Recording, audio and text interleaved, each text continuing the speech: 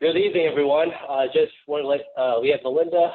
You met Melinda. We have Steve in the room, and then we have Wendy Widroff, who is the Pacific Northwest Regional Director and the convention chair for Miami next year. So today we'll just kind of go over some highlights of kind of your expectations of the role of your president as a president. And then what we want to do as well is leave some time at the end for open discussion, questions and concerns that you have. You have both Wendy, myself, and Steve on the call to help. Let's get started.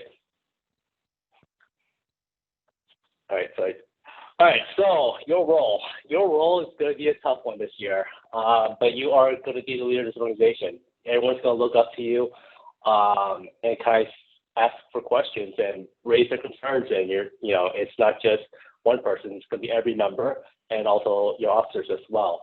You are the leaders of the exec board, and everything that happens, regardless if you delegate or not, it's going to be your own success or own failure. So just know that going in this year, you are going to be the primary liaison between your college business, if you have one, and your college, right? You are the representative of this chapter. And with all the good that AKSI brings, you're also the primary advocate of risk reduction.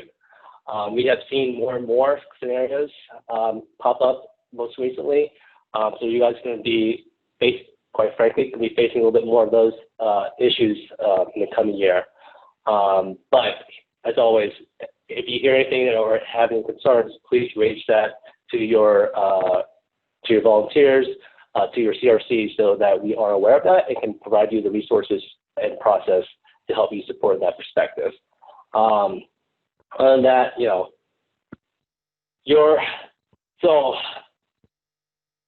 each region, the region you are in, you have a chapter advisor. That chapter advisor works with either a section director if they have one. If not, they work directly with the regional director. I am aware that there are some regions that don't have regional directors. In that case, you'll work directly with the vice presidents of that area. In addition, each chapter may have a chapter advisory board, which is made of alumni that are focused in key areas that are helping out your chapters. And then you also have access to a regional manager, depending on the region, that gives you access to help focus on finances, maybe help focus on recruitment or whatnot. But your regional director or your VP at that time should be able to give you that information. And just a quick reminder, AKSI, for us to be on campus was just a quick approval, right? It's approved by either the school business saying, hey, you guys can be on campus. Just as easy as it's saying yes to be on campus, they can ask us to leave the campus as well. So remember that we are guests on campus. So make sure, work with your faculty advisor. They are the liaison between the school and you all, and just keep in regular communication. If you don't have a faculty advisor, I would seek out one of your professors that you guys look up to as a faculty advisor for your chapter. Always follow university policies. As an organization, we follow university policies first, and then fraternity policies.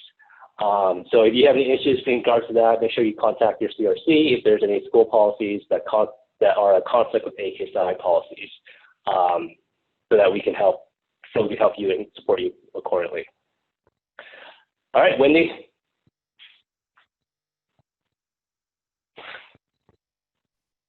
Always helps if you take yourself off mute, right? All right, well, welcome everyone. Thank you very much for taking the time this evening. Every chapter should have the same meeting structure, regardless of your size, regardless if you're in person or if you're virtual. Your first thing to do is to call your meeting to order, which is a rap of the gavel.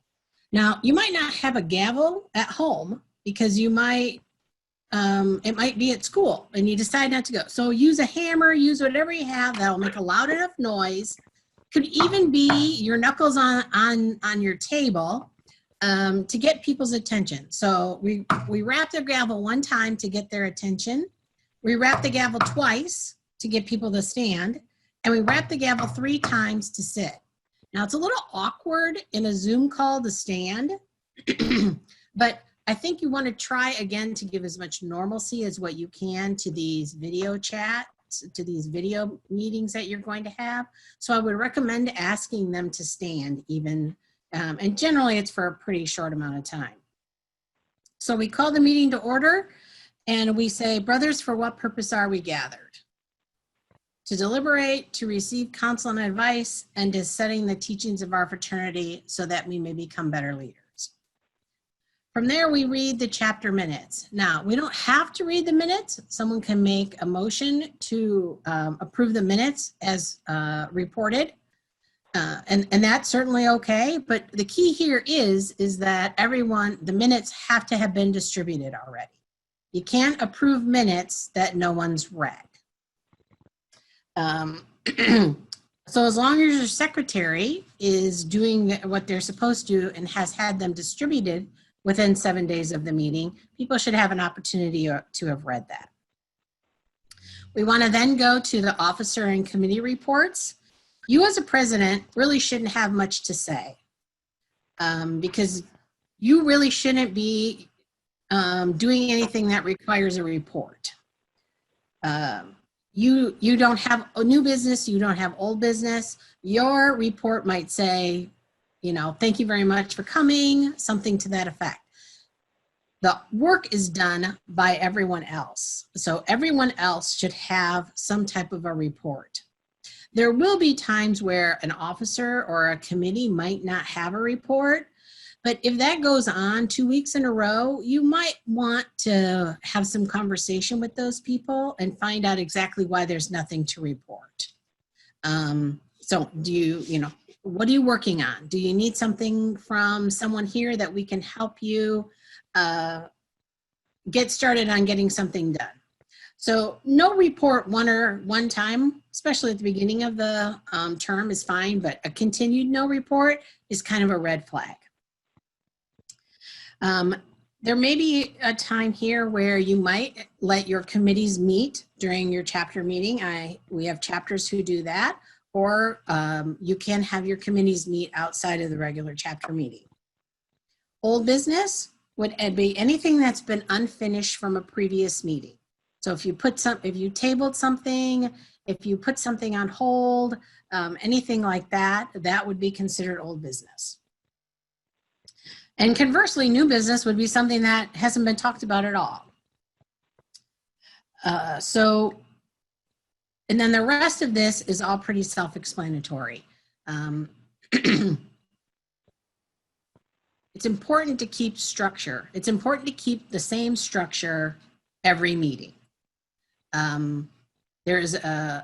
Especially during these times of COVID, there is a certain comfort in having things the same.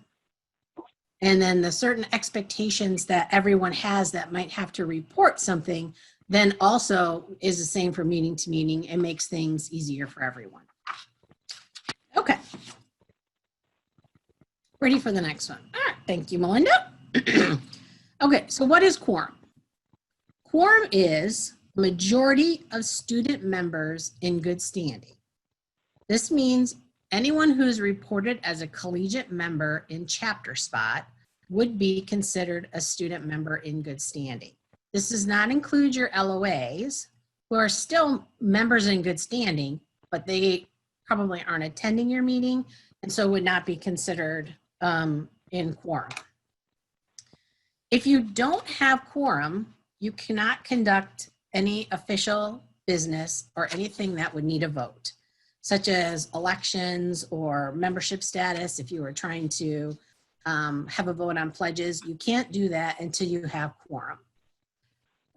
Now, to say you cannot do anything because you don't have quorum is not true. You can still do your brother chats, you can still do various different things like that, but anything of what we would consider an official nature, you cannot do until you achieve quorum. Typically, you as the president are the one that presides over the meeting. If you cannot attend, then the vice president of administration would be the person to conduct the meeting. There are a few instances where you as the president do get to vote. You get to vote on the delegate and alternate choices for convention. You get to vote in officer elections. You get to vote on the new members, and of course, anytime that you have a tie. These are all in the bylaws. So if you have people who question on the time that you would have to vote, it's all written in the bylaws. Your minutes are extremely important. They are historical record of everything. They are also, in particular, if you have some membership issues or you have things like that, risk management issues, it's important that the secretary is keeping accurate and current minutes. As a regional director, there are, I read the minutes because that's my way of finding out what's going on. And it's important for me to be able to follow what is happening. And it also provides you an easy way to follow up and to follow through with other things. Okay.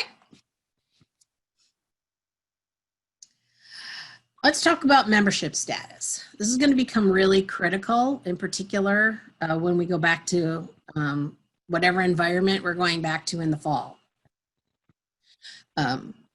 We suspend for non-attendance and we suspend for financial reasons. Everyone should be pretty familiar with the number of excused and unexcused absences. You should be pretty familiar with that. Now, remember, if you're going to suspend someone, that means that person is not in good standing. So the terms of that, the reinstatement terms cannot include attending a meeting, because as a member, you wouldn't be attending a meeting. So that's why these recommended reinstatement terms really have nothing to do with going to a chapter meeting or something to that effect. Because you can't really, as a suspended member, you can't attend those meetings anyway. Now, the number of unexcused absences is not an automatic suspension. Every chapter should have a written process that if someone misses one meeting, what do you do? You miss 2 meetings, what do you do? If you miss 3 meetings, what do you do? So that every time this happens, you are handling each person exactly the same. So what you want to do is also understand that, in particular for non-attendance, suspension is not an automatic. You can have a conversation with someone and they say, you know, I've got this going on. What can, you know, I can't make the meeting. What can we do? Again, in particular in this environment that we are going to face in the fall, we need to be far more compassionate. We need to be far more considerate. We need to be far more creative on what we are talking about as far as member attendance and getting people engaged and getting people to attend various functions. It is not the role of the executive board to suspend. It is the role of the executive board to suggest, based on the information that they have, to suspend, but a suspension must always come up to a chapter vote.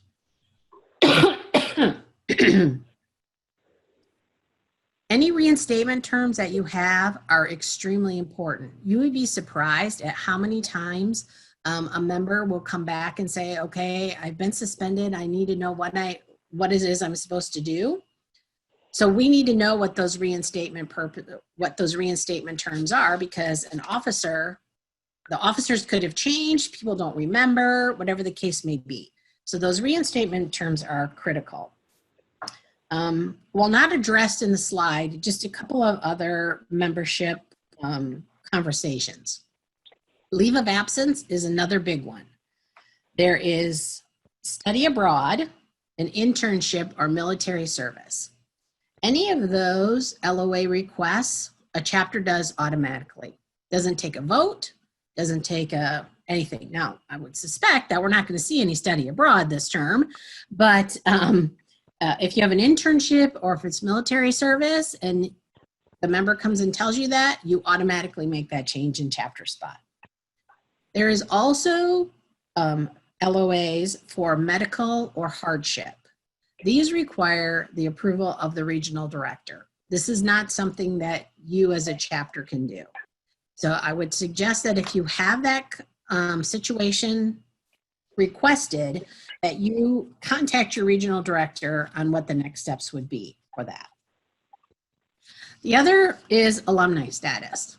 As far as Alpha Kappa Psi is concerned, alumni status does not necessarily mean that you graduated from your university. It means that you left the chapter in good standing.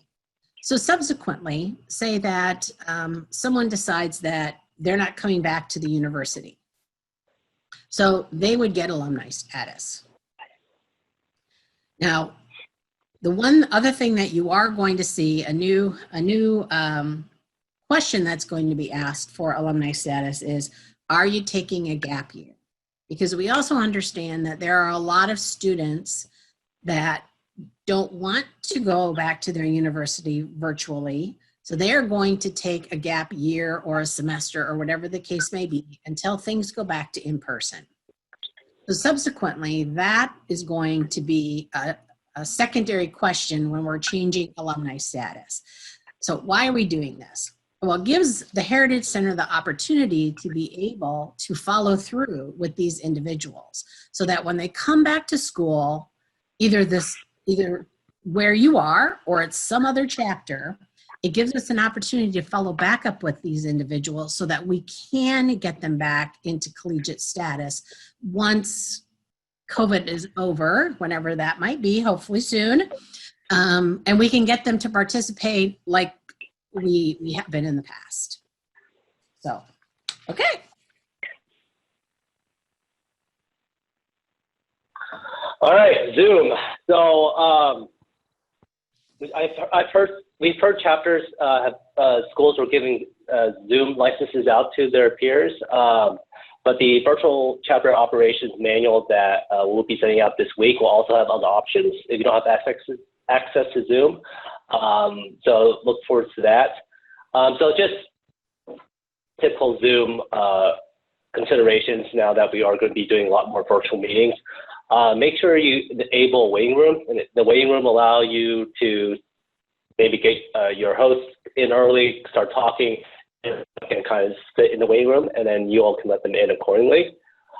Set a meeting password and share that password securely. Make sure if you have a virtual meeting that you have someone like a technical person or a assistant to kind of help mute some participants. Because some people forget that the mute button's not on and they start talking. So that individual is really just monitoring the room, make sure we mute them so that we don't lose any conversations with background noise. Scheduling, consider there are going to be some scenarios where you're going to be dealing with potential new members or brothers that are going to be in different time zones, especially if it's going to be online. So make sure you take a time zone pulse check, make sure that everyone can be there on time, and make sure it works for everyone across the board. With the flexibility of being virtual, you can do it anytime you want, right? So be flexible in that regards. You can hold multiple rituals or meetings to work with different time zones. So typically you do Court of Honor, you don't have to do it in one sitting. You can break it to 2, 3, 4 meetings based on the needs of your members and based on the needs of your pledges or whatnot. And then just make sure we keep engaged, right? Use the chat feature, there's file transfer, you can do screen share, do polling, and then just do breakout rooms. So there's tons of features, at least with Zoom, allows you to interact as a large group and then break out to smaller groups as needed. Again, the virtual chapter operations out that the fraternity has built will have different options. If you don't have Zoom, access to Zoom, if none of those options work for you, please reach out to your RD or CRC, and we can help you get access to, we have Zoom licenses that we can share if needed. All right, thank you. And then resources. These are all the resources that are always available to you all. The chapter meeting procedures, the parliamentary procedures that Wendy went through, all those are in our knowledge base. AKSI does have YouTube channel, and those have been uploaded with past presidents videos, officer development videos, parliamentary procedures videos, virtual meeting how don'ts, and whatnot. So No, utilize that. Those are great resources for you to learn. And also we share a lot of fraternity resources there too, as a way to kind of keep you in the know of what things are going on. In addition, for chapter presidents, with the MyKSI, now an app, you are all automatically added to the MyKSI group, presidents group. So again, like I mentioned earlier this morning, earlier this evening, as being chapter presidents, you are all in that presidents group. So that's an easy way to connect to all chapter presidents in one sitting and talk to those individuals as needed, share resources, tag people, talk to individuals, and just a good group for you to be in to kind of start connecting with brothers that you, with other of your peers that you may not have access to. But just again, because you are presidents, we've automatically put all the presidents in one group, so that gives you easy access to all your fellow presidents.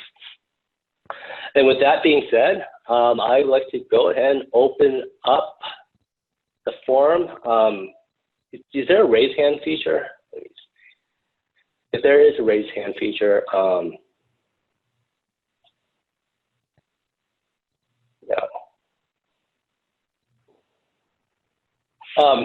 Open up if you guys have any questions, especially going into the school year.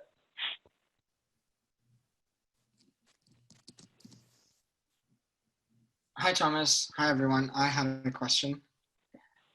So our university, University of British Columbia, hasn't given students a license for Zoom. So we've been paying. So our chapter has been paying monthly for it. It is only about $20 for the premium one that we're utilizing now over the summer for e-board meetings and committee meetings and the like. The biggest issue with that is, while we can continue to pay for it, it's not a big sum. If we want to opt in for a Zoom license that allows us for more than 100 participants for, let's say we have a big event during the school year, that costs a lot. So I was wondering if if we should request from AKSI Zoom licenses. So I think our license are 300 people. I don't know. I think 300, I think we can have 300 calls per Zoom license. We can't give you a license, but if you are playing an event that has 300 people, we can definitely let you use that to host that event. So that's not a big deal. Would that work, Wade? Yeah, I think so. I think that'd be great. So yeah, I guess we'll continue with the Zoom license that we've subscribed to then. Thank you. Yeah, and you can reach out to Amber, your resource coordinator, because if a chapter does need a Zoom call, like they can use mine or others. So we do set those up. Okay, got it. Thank you.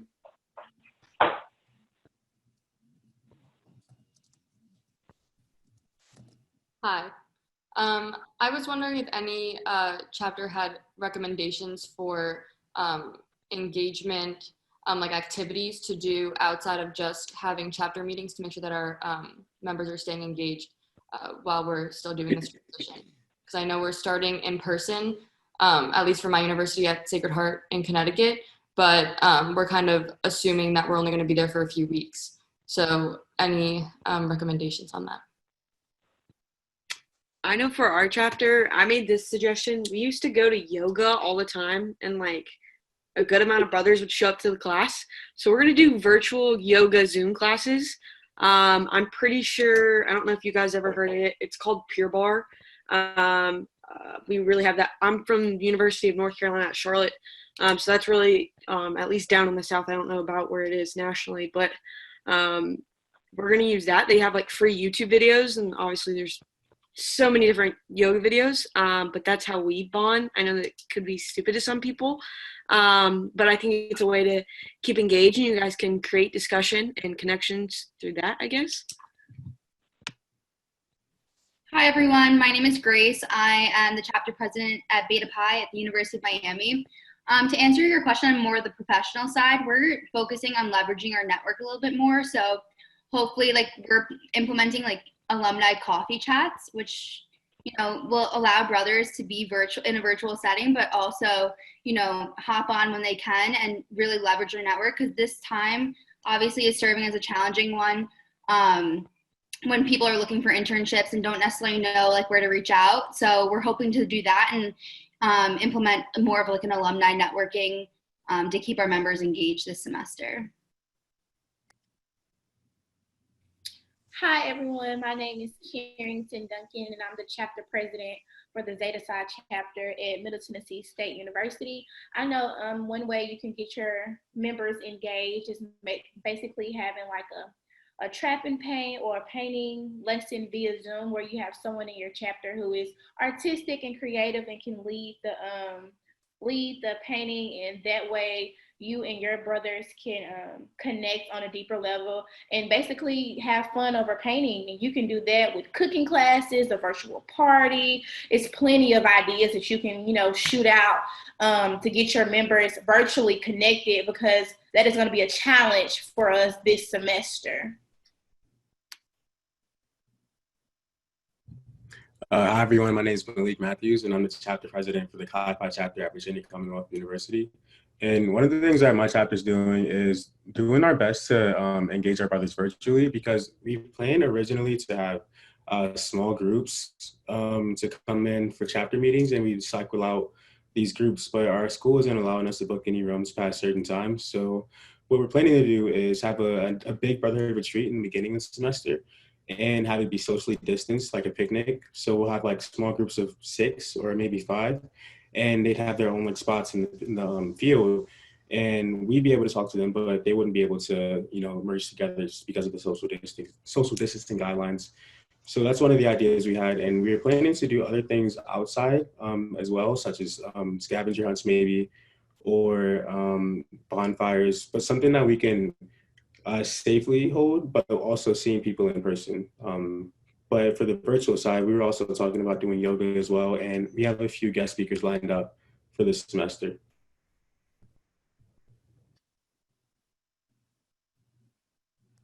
Another cool thing that we're trying to implement at Miami is for the more engagement side, if we do small groups of tie-dyeing like basic masks, because that's like a fun trend right now, but also relevant to like everything that we're dealing with. So if we can, I know at our university, we can have groups of 10 outside socially distanced. So we're kind of utilizing all the spaces possible and trying to like still stay connected. And also we're doing like food grab and goes, so get to talk to your brothers, catch up with your brothers, but it also allows members to understand, know each other's comfort level. So someone can still come and get food and say hey, but also can walk away if they don't necessarily feel comfortable staying and being around other people. So.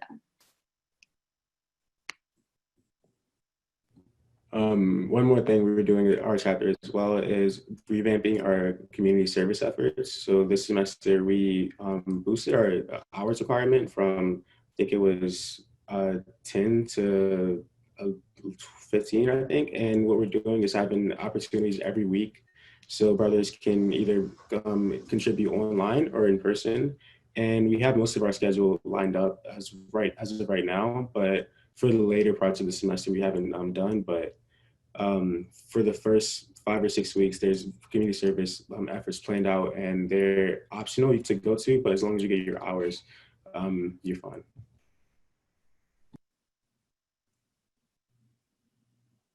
Something that we recently just came up with a policy with is professional hours.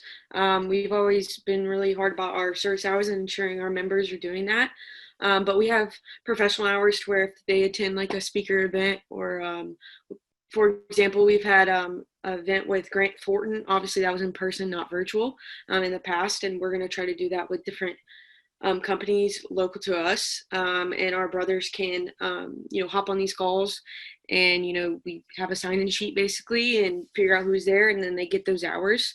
So that kind of ensures they're connected, while also improving their professionalism.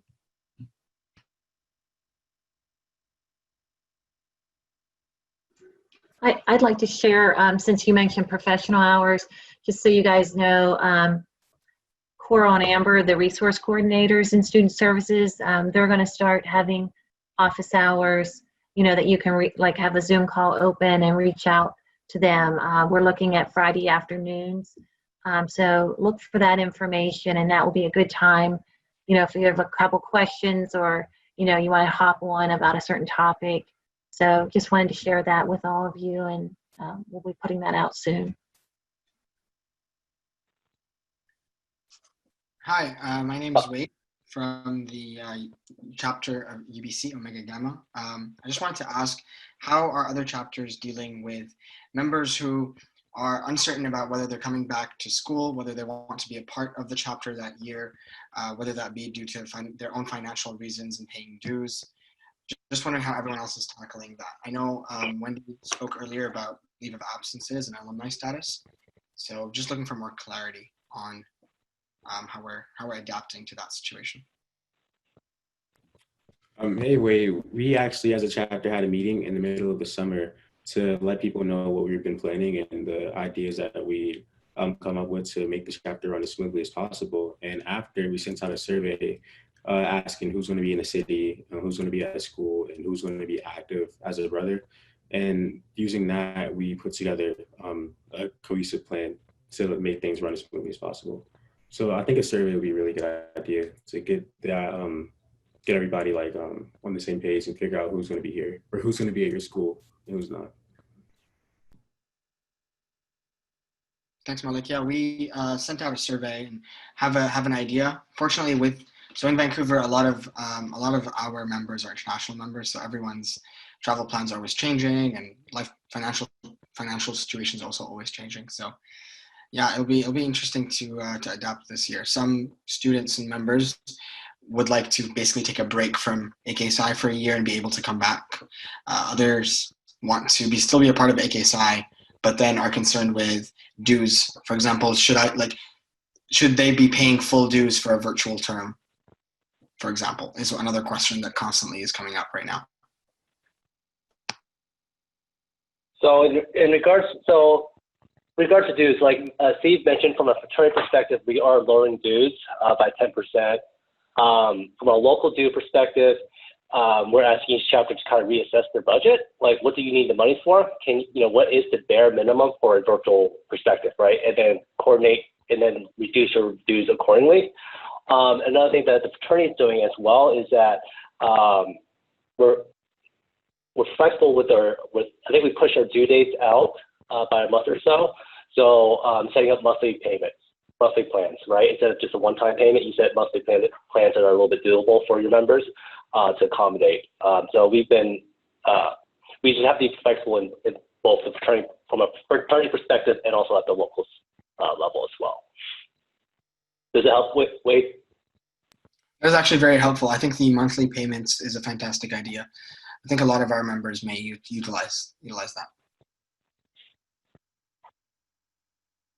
Personally, our chapter, what we did is cut our local dues by 50%. So instead of being 150 total, they're going to be 75, and we're dipping into our savings a little to kind of make that just so we can keep retention high, so we don't lose too many brothers to whatever reasons they may not want to come back, which is understandable.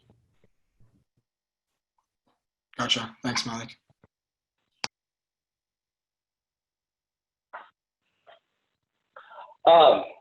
So you guys, in regards to programming and things like that, so we want to share some of the things that we're actually implementing from a fraternity perspective this year to help support with some of the programming that you are doing at the local level that can be supplemented from the fraternity perspective.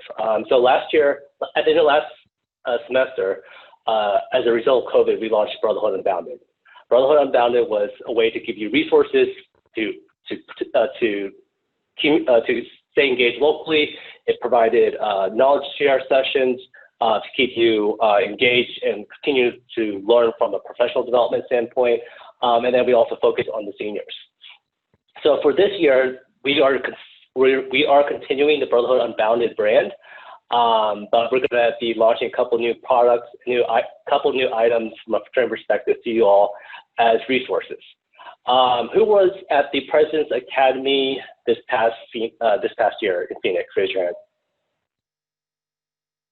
Do you remember the Berkman assessment? You know how much you guys love the Berkman assessment? We are now going to be making that available to all student members. So what that means is that we're working out the final details, but the Berkman survey, if you're paying dues members, will have access to the survey. In addition, the other part of the survey is the actual presentation of it. We will be doing a couple of town halls with presentations of the Berkman survey, but we'll also be training some volunteers and staff to also lead small groups for your chapters as needed. So I'm really excited about that. The Berkman survey was highly recommended by you all. Wanted to get to the chapter as fast as you can. You want it, the next day. But we are now making we're making that available this fall. If you don't know what the Berkman survey is similar to, not similar, but it's another personality has like this, things like that. This survey is actually used for more C-level exec individuals to kind of look at your personality, what stresses you out, how can you work around stress, how do you work in teams, and kind of identify better team management from that perspective. So there's a lot of excitement around that, and I think that's going to help you all stay engaged from that perspective, and to get to know your brothers even more, right? For Bailey, for example, she might be yellow. I know that some things I do might stress her out, but I recognize that. And how she reacts back to me is because I'm stressing her out. So how do I work with her to reduce her stress so that we can continue it? Because at the end of the day, she's not mad at me. It's just some of the things I do is just stress her out. So how do we work together to accommodate the same goals? So the Berkman survey has hundreds of reports. We're going to be rolling out a couple reports for you all to for your chapter. Better way to process information, solve problems, manage stress, and then again work with others. In addition, we are not doing an in-person PBLI this year. That's not in the plans as of now. However, in regards to that, we are going to be launching something called the Institute of Business Leadership. These are going to be a virtual development conference with speakers and panelists, and we're going to plan on having 2 virtual conferences this year. The registration fee for these events will be free for dues paying members. So again, given the sessions that you guys like so much at PBLI, we're making that virtual and making it available for everyone. So look forward to that. In addition, we're going to be hosting fraternity-wide keynotes. There's going to be one-hour Q&A with executives and leaders in business and other different professions. So we're looking to do that on a monthly basis. Again, this is going to be free for all our members. We're going to try to work with big corporations. You've asked for that. We're going to be want to provide that kind of resources from the fraternity perspective. Again, if your chapter can't plan a professional event, come out and join a fraternity-wide event. In addition, we talked about the My AKSI app. Now it's available just today in Apple and Google Play stores. And then to tie everything all together, this year we're going to be rolling out Principal Business Leadership certificates. So these are certificates after meeting a certain minimum requirements, you'll get to earn and display and showcase via LinkedIn or your resume or things like that. So this certificate is being developed and it's going to be rolled out next spring. So a lot of stuff coming out for you all that's been built by collaborating with the Student Advisory Board, by collaborating with your management team, by collaborating with the MT. At the end of the day, our focus is now, as an organization, how can we support our brothers and our members from a fraternity perspective? And we want to provide those resources so that you can take it and teach it to your student members. So you guys are one of the first people to know that. That information will be shared out in the next couple of days as well. Any questions?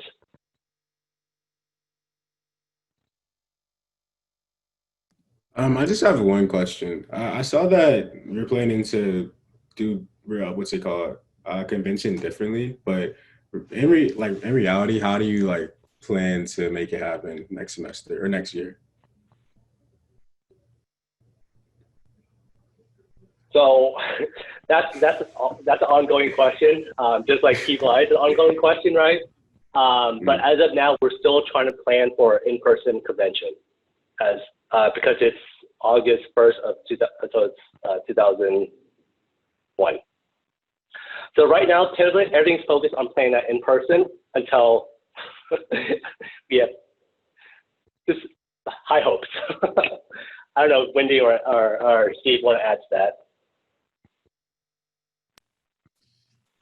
As your convention chair, I have every indication that I will be in Miami the first week of August, in person, with everybody, giving hugs, high fives, all of that. We are moving forward, as Thomas said, with plans for an in-person convention. Way too early at this stage of the game to tell you anything otherwise. But we also understand that that might happen. But right now, my plan is to make convention the first in-person meeting we would have had since PBLI in February of 2020.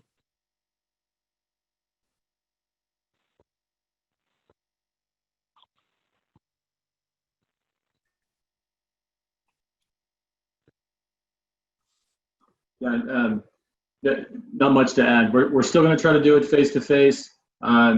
Just like everything else, it's just going to have to be the best we can do the closer it gets. As far as anything else, as far as PBLI goes, as Thomas mentioned, we do not have plans to hold a face-to-face PBLI, and that's for obvious reasons. If things do change toward the end of this calendar year, then we could probably pull one together for February or in that time frame. But right now, that's not in the works. Again, just given all the things that are going on with COVID-19. The other thing is for the President's Academy and the Fraternity Advisors Conference, that's also being planned to be virtual. However, just like Thomas mentioned with the Berkman, a lot of the content that we did there, we believe we can design that actually in a way that won't lose too much of its effectiveness. I mean, you always want to be face to face for obvious reasons, but a lot of the content, including some of the Berkman things and the round tables, we can reproduce through the virtual environment. Again, not ideal, but nevertheless we can make that work. That there isn't a contingency for that particular event being face-to-face. It will be virtual for sure. The PBLI is the only one that we might do, but right now it's virtual. Well, the PBLI is not virtual. Instead of the PBLI, as Thomas said, we'll have a separate virtual leadership development conference. I just want to go back to the conversation, sharing ideas and sharing thoughts on how to keep folks engaged and members engaged. Thomas mentioned we'd be trying to get out some better information, more detailed information to you as soon as we can. We're trying to fast forward some things that we had planned to roll out over the next year to try to jam a lot of this rollout into the next month. And so some of it has to do with my AK side. I believe we have a training video that's supposed to go out tomorrow or later this week. But the events that you plan locally, you can actually use my AK site to plan and organize your events. Using the app, you can set up a local event just for your chapter, even if it's just a chapter meeting, and have people go and register and check in. So we can monitor attendance for you. We can send you reports of who comes. We can set up different events using Zoom. Again, Thomas said that we've got a license to use Zoom for more people. And that attendance can kind of go back to each individual member's record, so that we've got, you've got basically a log of their participation. In addition to that, There are some things coming for the knowledge base that Melinda mentioned on the virtual chapter operations manual. And then in addition to that, Thomas mentioned utilizing Volunteer Central. Again, the rollout on this was scheduled for this year, but we're trying to get it out this month. But basically what it means to you is that you can go to Volunteer Central. You can look for volunteers who might be willing to be a speaker or a panelist or a judge for whatever, and you can reach out to them and you can invite them to a chapter meeting or to an event that you want to do locally. Again, this is all sort of trying to be done, at 90 miles an hour to get there, but all those functions are available to you, and that was why we wanted to primarily try to work through some of the things with the app as soon as we can to get it launched, and then some of the functionality on MyAKSI. So MyAKSI has a lot of resources you can utilize, and again, some of this is in progress as we go, but certainly worth looking at. Yeah, and if I could just add on to Steve, this virtual chat operations guide, it is just full of links. Like Thomas mentioned, the Brotherhood Unbounded, all those from the summer are in there. All the collegiate officer newsletters, the links to those. So, like if you sit down and it will be just like one place with a lot of information with links that will take you to that spot in the knowledge base. As long as you're logged into the community, I think it will really help you. It's just a really good central location. It will be housed in the knowledge base, and it will be a living document because of COVID. Everything keeps changing. It also has a section there on the due dates, everything that we've put out since COVID started, like announcements and things like that. So look for that. I definitely think like all you and all your officers, your committee chairs, it would be a great resource for you to use, and it will help guide you to these different places. Yeah, I mean, just to echo that, it's going to be a one-stop shop. You just download that document. It's everything that you need to help you operate in a virtual space and give you ideas for fundraising. The new minimum expectations are in there. How to do pledging, how to do recruitment, how to do voting, what virtual conference apps you can use. All those are all going to be available. It's a one-stop shop for you all. And we've been working hard for the past 3 months, 4 months, actually longer than that, I didn't know, to kind of put all this information for you all and share that. So it's a one-stop shop, and I hope you guys enjoy it. Yeah, and then another thing I just want to say, these officer town halls, Coral, this resource coordinator for Area 3 and 4 came up with these ideas. So we're going to try to continue these. They might not be the same. Like we do have a new code of conduct coming out. We will probably have it in a town hall open forum. Also, I don't know if any of you have been to PBLI or convention. Since we aren't having PBLI, that's where we normally give out the awards for the chapter programming and outstanding leaders that you just submitted back in June. So I'm trying to put together a virtual awards per se ceremony. And also during that time, we're going to talk about Distinguished Service Awards. I don't know if your chapters give many of those for the bronze level, but that's a really high honor. And so we are going to try something for awards too. So we realize we got to, everyone has to make changes. So we're looking forward to, I know, at least those 2 additional town halls or open forums. Are there any questions or concerns from this group as you guys are starting the new school year that you guys want to ask your peers? Yeah, Alessandra again with another question. For committee-wise and kind of what we're doing with our members inside our individual chapters, I was just wondering if any of the chapters on the call right now are adding different committees to better work with this whole virtual thing, or just reallocating the members from other committees and maybe stopping those for a second and then putting them, reallocating into the other committees that you already have going on now, because I know that a big thing that we were trying to focus on right before all of this hit was giving a lot of our members professional opportunity or leadership opportunities. So I know that like just within the chapter itself. So I know that might be a struggle now just because they don't really know what to do with their specific committees.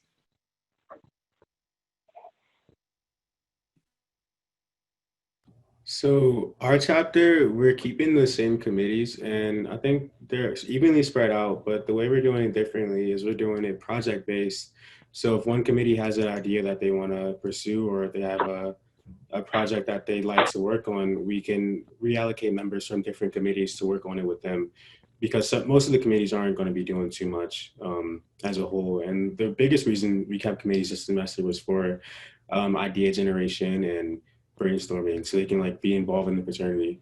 But as far as involvement and actual event planning, we're not entirely too sure how many events they're going to be able to plan or how many things they can do, if that helps at all.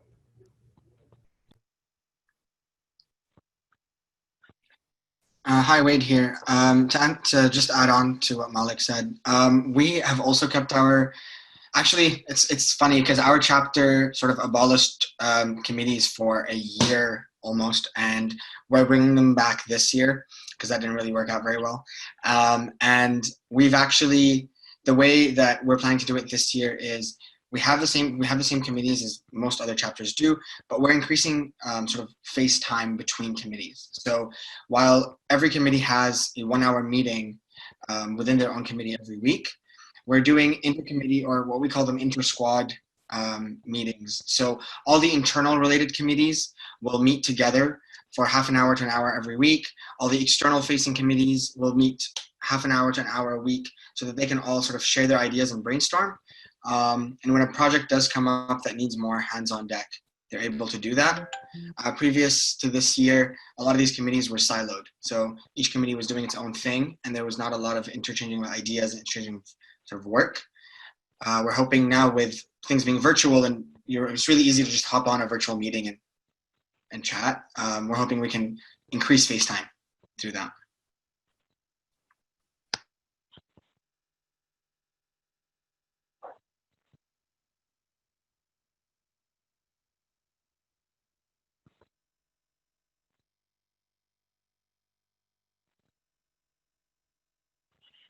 What about some virtual recruitment ideas that you guys are doing?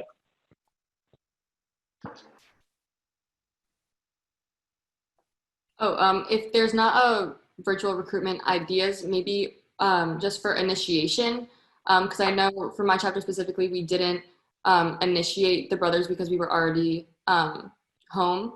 So I was wondering how you guys, if you did initiate them, how did that work?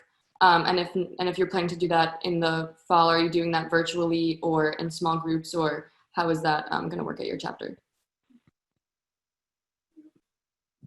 So my chapter, we're kind of bipolar with our decisions. Obviously, I think everybody was to a point, because we thought, back in March, this would be done by July. And here we are in August. So at first obviously we were in the middle of a pledge class. Luckily, it was on the smaller side for us. So we kind of told them just like, we'll initiate you in the fall. Because they're like, okay, we'll be back at school, no biggie, whatever. That obviously changed in the middle of the summer. So we decided to initiate. There were certain assignments they had to do to obviously get there to become a brother. It was interesting, the whole initiation process. It was very, very different compared to what I'm used to. That's one of my favorite things. Court of Honor is just an exciting day for me, even though it's very stressful. It's really cool. But within this semester, we're still trying to figure out the initiation thing, just like all y'all. So I'm right with you, girl. If anybody else has any other ideas about how we can make it better or anything, like, pop them out. Yeah, we did the same thing with just telling them, oh, soon, don't you guys worry. So now they're just hanging out with us in this new group chat that we made to make them still feel, like they're understanding everything. But we're still getting questions about when this date's happening, and also trying to figure out ideas like maybe we mail them kind of like merch or like little things that we have just to make it feel like it was something in person, because I know we were also struggling with Big Little as well. We kind of thought that was gonna happen sooner than it actually could. So maybe doing like gift baskets or something from Bigs to the new pledge classes just to make them feel some kind of connection or like realness to everything. Yeah, I think next semester, like with the finances of like my chapter, I think shipping and different packaging is going to be a big part of that. Not only for just like initiation, Big Little, things like that, but also just for like the seniors who are graduating. That's something we didn't really do last semester because obviously we didn't think it'd be a whole thing. But here we are, and we feel like we didn't. With our seniors, we tried our best virtually, but there was only so much we could do. So I think that's definitely going to be a big cost for us, because you have to do what you can. And if people, are okay with getting packages and, using the postal service to do that and are confident that they're not getting COVID from that, I think it's a very smart thing. But you just have to read your members and see how cautious they are, and, ensuring that they're wiping down packages and different things like that, because there could be a problem with that if somehow they got That's also true. COVID from that. So lots to So to go on like Big Little or initiation and gifts and things, that something that Wendy did to kind of get us excited for a convention, she sent out packages that said in bright green letters, "Do not open until this day."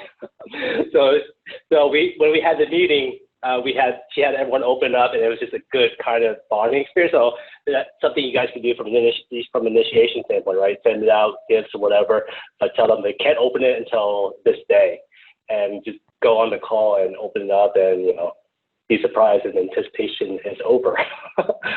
Same thing with Big Littles as well. Okay, that's good. Just wanted to jump in on the initiation thing, Wade, again. So for us last term, for our spring term, we also had a pretty small class. We got to initiate all of them except two brothers in person, just right before classes switched online. And the other two brothers that didn't get initiated with the rest of their PC, we initiated them virtually. The weird thing is so at the end, you do your handshake. The president will communicate the password and that secret handshake. We had no idea how to do that. The secret handshake was weird because how do you, we still haven't figured that out. If anyone has ideas, is it really important? Maybe we can just communicate it after everyone gets back. That's So what. Sorry, go ahead. Whoever's talking. No, cool.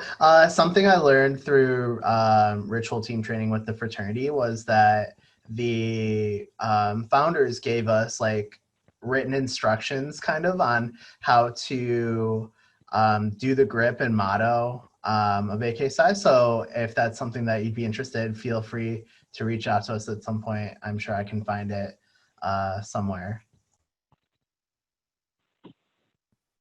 Thanks, Jacob. Yeah, I'll definitely reach out. You can also do the virtual initiation. Obviously, you can do virtual initiation, and the only thing that you don't do would be that. And what you could do is, hopefully in the spring when we're in person, you would just invite them to go through the initiation with everyone again and just go through the full process.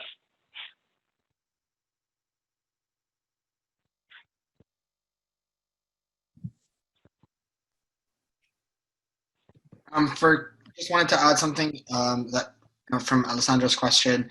For Court of Honor, it's a super, super fun event for brothers and pledges.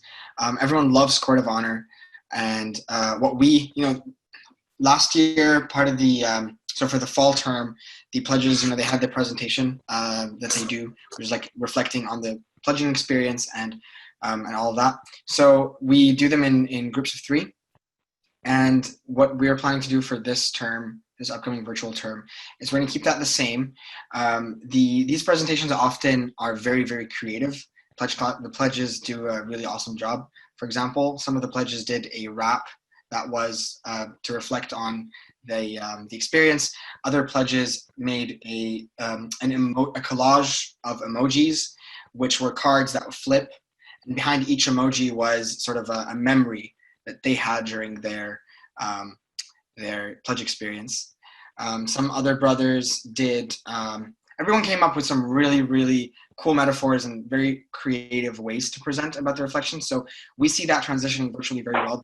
It keeps people engaged, makes people laugh and smile, rather than it being just a very plain sort of reflection presentation. So I encourage y'all to sort of encourage your pledges to be very creative with these presentations, because they do engage brothers a lot. Yeah, and just to add on to that, we do something like that where they have to present. We do Court of Honor presentations, and they have a video. So that was one of the requirements our pledges had to do before they could become a brother, obviously. So it was interesting to see how they all collaborated virtually. They would have to basically, it's a video. Usually they would present it to us in person, but they all had to figure out what software to use, and all work together, whether that's doing different parts and talking at different times. And that's a way to keep your pledges like engaged with each other, because that's going to be a big struggle, obviously with our student brothers, and then just the pledges, seeing that they're a team and are united can be a big difficulty virtually. So that could be a good way. You just have to present them with questions and have them work together, whether they're theoretical questions or whatever. But it could be helpful for your chapter. We're doing it, and it worked pretty well. And I think that's why they are actually a pretty united team right now. I wanted to add on to that too. I'm Andrew Cornice from the Epsilon Eta chapter, Baylor University. This past semester, we were halfway through when everything hit, and we switched all of our pledges to a virtual pledging process, and we did the Court of Honor virtually. We did it in Zoom. Some of the pledges that made videos, I shared the screen with all the members, and we also utilized breakout rooms for Q&A sessions as well. I also agree that we need to have our pledges interacting virtually. It's very important, especially in the changing landscape of things, everyone working from home and whatnot. I was just on an internship, and working with people virtually is going to become a part of our everyday work lives, I believe. So we definitely need to make sure that we implement stuff like that. So just wanted to echo that. Zoom for Court of Honor. My chapter is also planning on doing initiation virtually as well for Zoom in the coming weeks. I'm not sure how we're going to do the bigs and littles, because it seems like for our chapter we took a pretty big class. We took over 20 people, almost doubled our chapter. So we're still going to have a little trouble assimilating that huge group into our fraternity virtually. So we're going to be looking at how to handle that. So any suggestions for that are appreciated.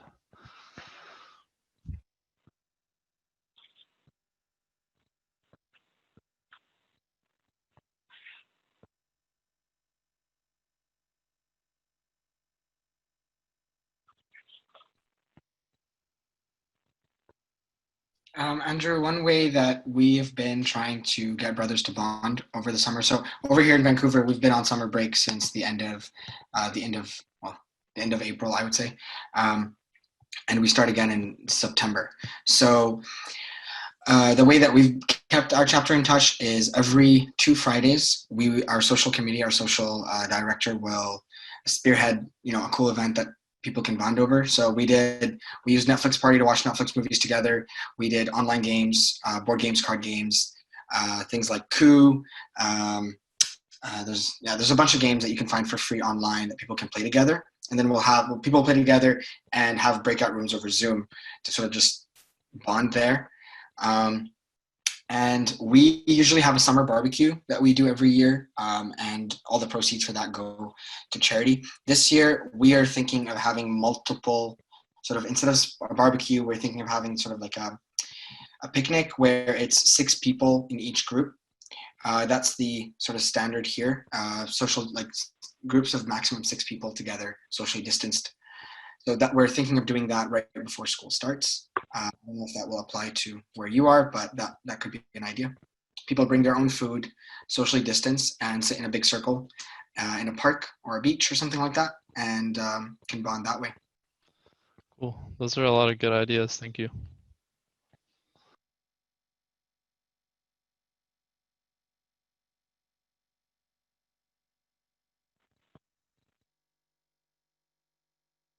All right, any other questions or concerns as you guys head into this new school year?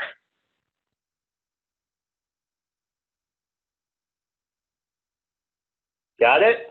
Y'all got it? I just want to throw out there, just think of this, like there are people who will not be returning to school. They may be doing the virtual thing. All they want is to feel that connection with campus again. There are going to be first years who are coming to campus, or they're going to be online, and they want to feel that connection to campus. And your chapter can be that connection.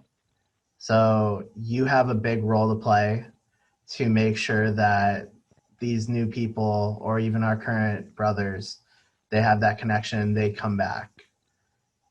So thank you for everything you do.